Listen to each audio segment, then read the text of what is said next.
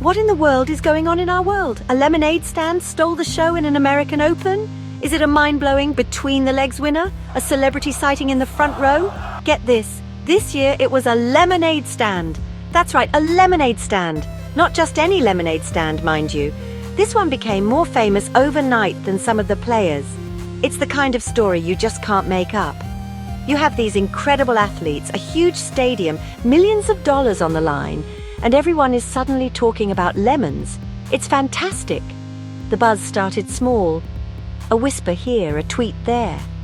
People were walking past the giant stadiums and the fancy sponsor tents, and they were stopping at this tiny, hand-painted wooden stand. Why?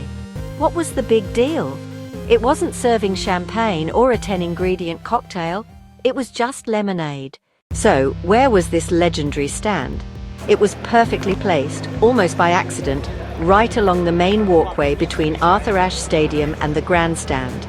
You couldn't miss it if you were looking for it, but you could easily walk right by.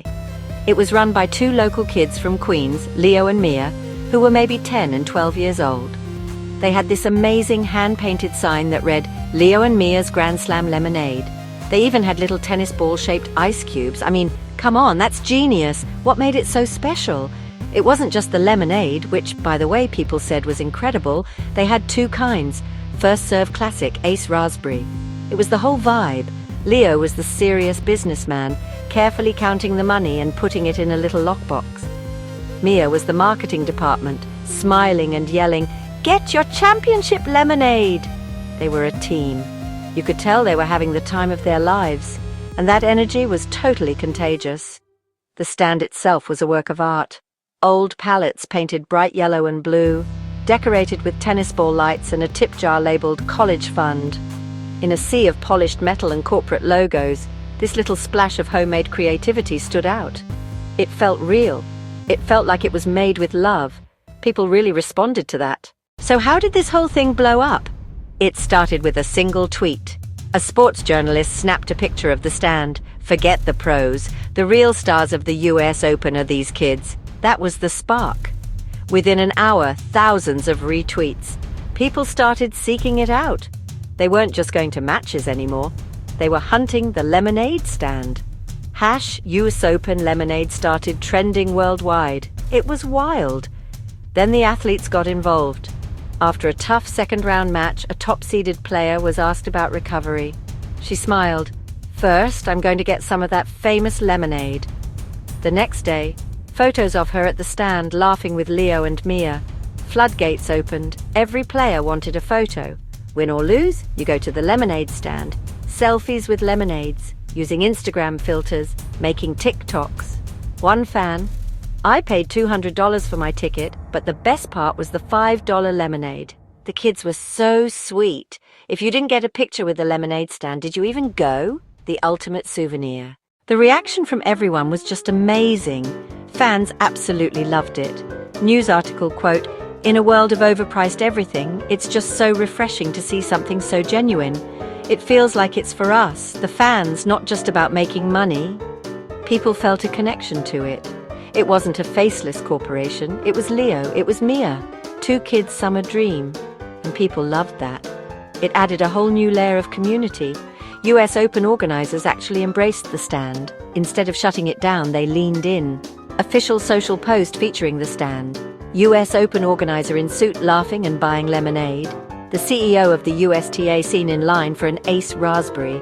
This is what the spirit of the US Open is all about. Passion, community, creating unforgettable memories. This stand does all of that. The players' reactions were the best part. It became a good luck charm for some. I was feeling really nervous before my match, and I stopped by the stand. "You got this!" And you know what? I think it helped. So what happened after the last ball was struck and the trophies were handed out? The legacy of Leo and Mia's Grand Slam lemonade lived on. First off, the kids made a ton of money for their college fund, and they donated a huge chunk of it to a youth tennis program in their neighborhood. They became local celebrities. How great is that? Their story was featured on morning talk shows and in magazines. They weren't just the lemonade kids anymore. They were little entrepreneurs and philanthropists. The viral moment definitely inspired others. A kid selling caricatures at Wimbledon, a family cookie stall at the Masters. Event organizers realized that people crave these authentic human experiences. They started creating designated community corners for local artists and vendors, making events feel less corporate and more connected to the city they were in. It changed the blueprint for fan engagement. This whole thing really shifted how people see these big events. Fans now go expecting to discover something special. It reminded organizers, sponsors, players, and fans that at the heart of any great event is community. And sometimes the thing that brings them closest together isn't a multi-million-dollar stadium or a superstar athlete, but two kids, a wooden stand, and the best darn cup of lemonade you've ever had. It's a sweet ending to a sweet story. Or maybe it's just the beginning. Want some lemonade? Follow and subscribe to stay informed and ahead of events and news.